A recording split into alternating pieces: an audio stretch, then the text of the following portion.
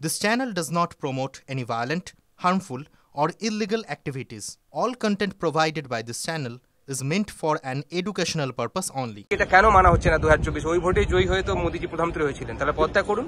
দেখুন, রিভিশন একটা continuous process, সবসময় রিভিশন হয়ে থাকে। আর নির্বাচন কমিশন একটি সাংবিধানিক সংস্থা, স্বশাসিত সংস্থা। এখানে সরকারের কিছু করার নেই, কোনো রাজনৈতিক দলের কিছু করার নেই। তারা সংসদকে অচল করছেন, সংসদের সামনে ধর্ণা দিচ্ছেন।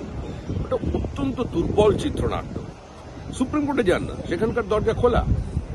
2024কে তারা রাখতে বলছেন।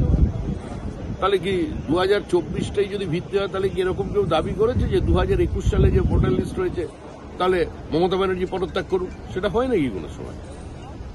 2021-2024-এর বিষয় নয়, মূল লক্ষ্য হল ভোটার লিস্টকে ত্রুটিমুক্ত করা, মৃত মানুষের নাম ভোটার লিস্ট থেকে বাদ দেওয়া।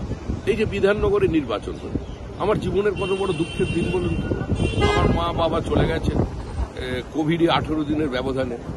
আমি যখন ভোট দিয়ে বিকেলে বাড়ি ফিরলাম পার্টি অফিস থেকে, তখন জানতে পারলাম 3:30টার সময় আমার বাবা মা এসেছিলেন সল্টলেকের এপিজে স্কুলে ভোট দিতে। তারা ভোট দিয়ে চলে গেলেন। ওই সময় যদি ভোটটা দিতাম দেখা হতো। এগুলো কি কেউ চায়?